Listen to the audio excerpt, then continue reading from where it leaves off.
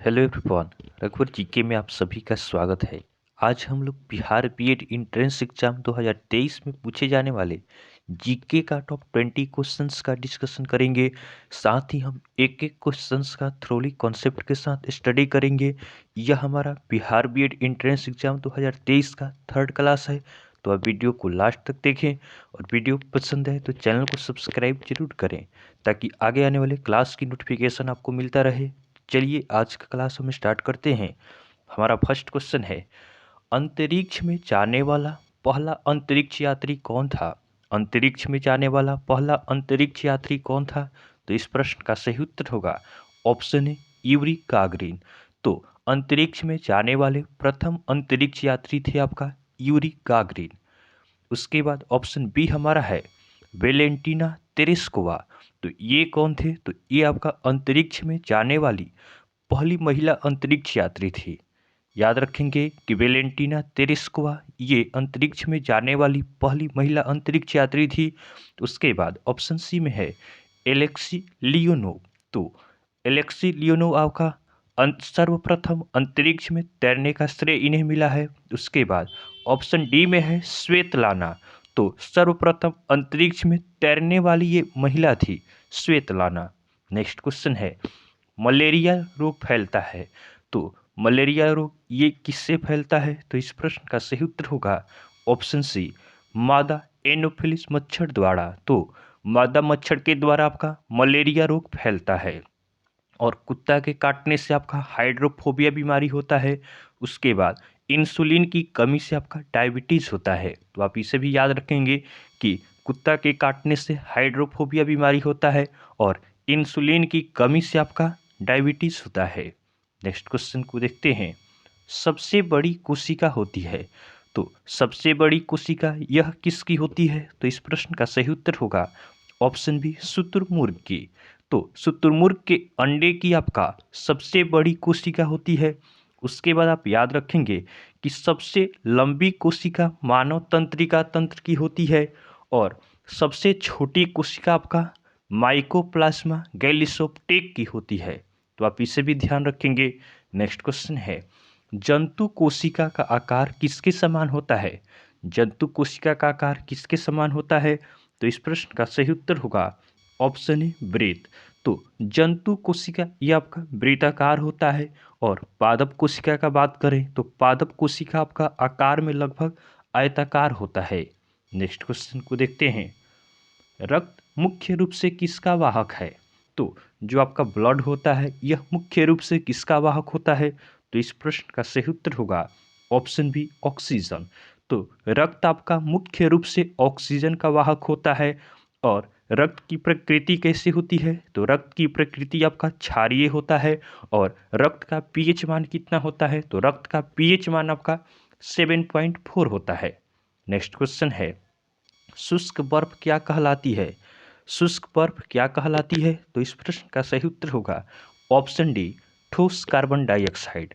शुष्क बर्फ को आपका ठोस कार्बन डाइऑक्साइड कहा जाता है। नेक्स्ट क्वेश्चन को देखते हैं, जल का शुद्ध रूप है तो जल का शुद्ध रूप कौन सा होगा? तो जल का शुद्ध रूप आपका वर्षा का जल होता है। तो ऑप्शन सी हमारा सही उत्तर होगा। आप याद रखेंगे कि जल का शुद्ध, तो जल जो बारिश होता है आपका, वहीं वर्षा का जल आपका जल का शुद्ध रूप होता है। नेक्स्ट क्वेश्चन है, परमाणु के नाभिक में होता है। परमाणु के नाभिक में क्या होता है? तो परमाणु के नाभिक में आपका प्रोटॉन और न्यूट्रॉन दोनों होता है। तो ऑप्शन सी हमारा सही आंसर होगा। प्रोटॉन आपका धनात्मक रूप से आवेशित होता है और न्यूट्रॉन आपका क्या होता है? न्यूट्रल होता है, अर्थात उदासीन होता है। नेक्स्ट क्वेश्चन को देखते हैं, विद्युत बल्ब में प्रयुक्त होने वाली गैस है तो विद्युत बल्ब में हम कौन सा गैस प्रयोग करते हैं? तो इस प्रश्न का सही उत्तर होगा ऑप्शन डी नाइट्रोजन।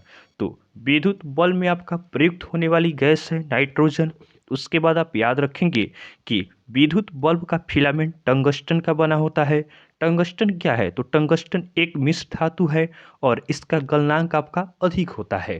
तो आप इन सभी पॉइंट्स को ध्यान रखेंगे कि विद्युत बल्ब में प्रयुक्त होने वाली गैस आपका नाइट्रोजन है और विद्युत बल्ब का फिलामेंट आपका टंगस्टन का होता है। नेक्स्ट क्वेश्चन है, प्राथमिक रंग कहा जाता है तो प्राथमिक रंग किसे कहा जाता है? तो प्राथमिक रंग आपका लाल, हरा और नीला, इन तीनों को आपका प्राथमिक रंग कहा जाता है। तो ऑप्शन डी हमारा सही आंसर होगा, उपयुक्त सभी। आप ध्यान रखेंगे प्राथमिक रंग ये तीन होते हैं, लाल, हरा और नीला। इसके बाद आपका द्वितीय रंग होता है, तो द्वितीय रंग आपका प्राथमिक रंगों को मिलाकर बनाया जाता है। तो प्राथमिक रंग केवल तीन ही होते हैं, लाल, हरा और नीला। नेक्स्ट क्वेश्चन को देखते हैं। ध्वनि की चाल अधिकतम होती है, तो ध्वनि की चाल अधिकतम किसमें होगी? तो ध्वनि की चाल अधिकतम पूछा जाए तो अधिकांश बच्चे इसका आंसर आपका गैस दे देंगे, लेकिन ऐसा नहीं होता है। ध्वनि का आपका चाल सबसे ज़्यादा आपका होता है ठोस में। सबसे ज़्यादा आपका ध्वनि का चाल किस में होता है? ठोस में। और ध्वनि का सबसे कम चाल किस में होता है? तो ध्वनि का सबसे कम चाल आपका होता है गैस में। गैस में सबसे कम चाल होता है और ठोस में आपका ध्वनि का सबसे ज़्यादा चाल होता है। नेक्स्ट क्वेश्चन है, गाड़ी के साइड मिरर में प्रयुक्त होने वाली दर्पण कौन सा है? गाड़ी के साइड मिरर में प्रयुक्त होने वाली दर्पण कौन सा है? तो इस प्रश्न का सही उत्तर होगा ऑप्शन बी, उत्तल दर्पण। तो गाड़ी के साइड मिरर के रूप में आपका उत्तल दर्पण का प्रयोग किया जाता है। और याद रखेंगे कि दंत चिकित्सक द्वारा अवतल दर्पण का प्रयोग किया जाता है। नेक्स्ट क्वेश्चन को देखते हैं। पृथ्वी का निकटतम ग्रह है, तो पृथ्वी का निकटतम ग्रह कौन सा है? तो इस प्रश्न का सही उत्तर होगा ऑप्शन डी, शुक्र। तो शुक्र आपका पृथ्वी का निकटतम ग्रह है। और शुक्र से जुड़े हुए हम और सारे भी पॉइंट्स को देखते हैं। तो शुक्र ग्रह को आपका पृथ्वी का बहन भी कहा जाता है। उसके बाद शुक्र का अपना कोई उपग्रह नहीं है। उसके बाद शुक्र अपनी अक्ष पर सबसे धीमी गति से घूर्णन करता है। उसके बाद शुक्र को आपका भोर या सांझ का तारा कहा जाता है। उसके बाद सबसे चमकीला ग्रह आपका शुक्र को कहा जाता है। तो आप इन सभी पॉइंट्स को याद रखेंगे शुक्र के बारे में कि पृथ्वी का निकटतम ग्रह शुक्र है। शुक्र को आपका पृथ्वी का बहन कहा जाता है। शुक्र का अपना कोई उपग्रह नहीं है। उसके बाद शुक्र अपनी अक्ष पर सबसे धीमी गति से घूर्णन करता है। उसके बाद शुक्र को भोर या सांझ का तारा भी कहा जाता है और सबसे चमकीला ग्रह आपका शुक्र है। नेक्स्ट क्वेश्चन है, ग्रहों में सर्वाधिक अधिक औसत घनत्व किसका है? तो ग्रहों में सर्वाधिक अधिक औसत घनत्व किसका है? तो इस प्रश्न का सही उत्तर होगा ऑप्शन पृथ्वी। तो पृथ्वी का क्या है? आपका सबसे ज़्यादा औसत घनत्व है। और याद रखेंगे कि शनि का सबसे कम औसत घनत्व है। तो शनि का क्या है? शनि का आपका सबसे कम औसत घनत्व है और पृथ्वी का सबसे अधिक है। नेक्स्ट क्वेश्चन को देखते हैं। किस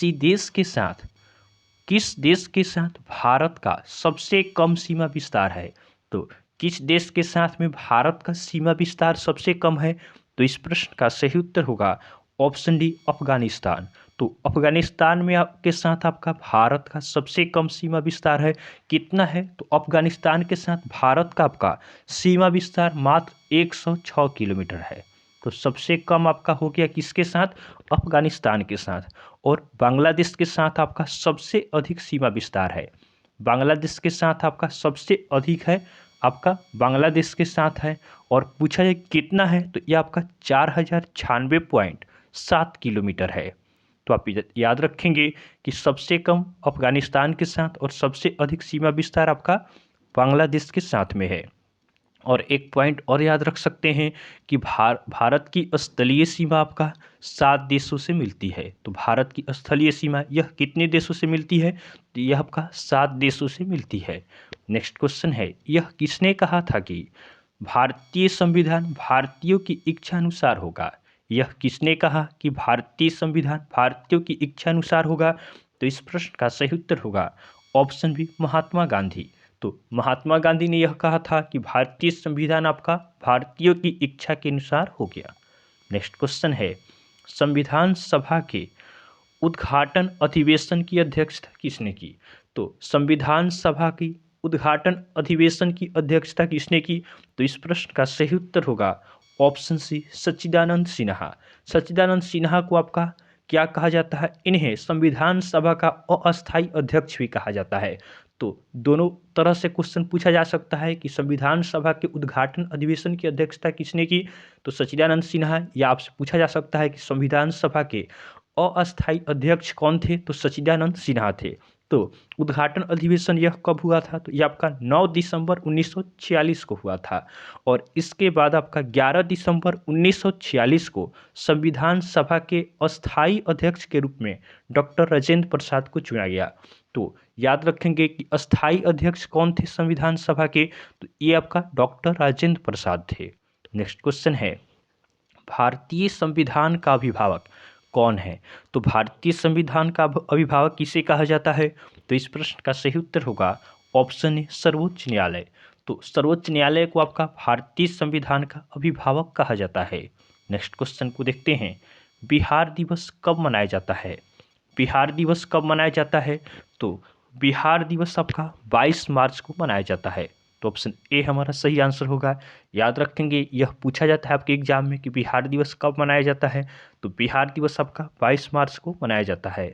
आज का हमारा लास्ट क्वेश्चन है कि बिहार में कितने जिले हैं? बिहार में कितने जिले हैं? तो इस प्रश्न का सही उत्तर होगा ऑप्शन सी, 38। तो बिहार में आपका 38 जिले हैं और सबसे बड़ा जिला कौन सा है? तो क्षेत्रफल के अनुसार आपका सबसे बड़ा जिला आपका है पश्चिमी चंपारण। पश्चिमी चंपारण आपका 5226 वर्ग किलोमीटर में है। और सबसे छोटा जिला कौन सा है? तो सबसे छोटा जिला आपका शिवहर है, जिसका क्षेत्रफल आपका 443 वर्ग किलोमीटर है। तो आप याद रखेंगे, बिहार में 38 जिले हैं और सबसे बड़ा जिला आपका पश्चिमी चंपारण है, जिसका क्षेत्रफल आपका 5226 वर्ग किलोमीटर है। और सबसे छोटा जिला आपका शिवहर है, जिसका क्षेत्रफल आपका 443 वर्ग किलोमीटर है। तो इस तरह हमने बिहार बीएड एंट्रेंस एग्जाम 2023 के जीके के टॉप 20 क्वेश्चंस का डिस्कशन किया है। तो आपको वीडियो पसंद आया हो तो आप वीडियो को लाइक करें, चैनल को सब्सक्राइब करें तथा अपने फ्रेंड के साथ जरूर शेयर करें। तो चलिए आज के लिए हम इतना ही रखते हैं, फिर आपसे नेक्स्ट वीडियो में मिलेंगे, तब तक के लिए धन्यवाद।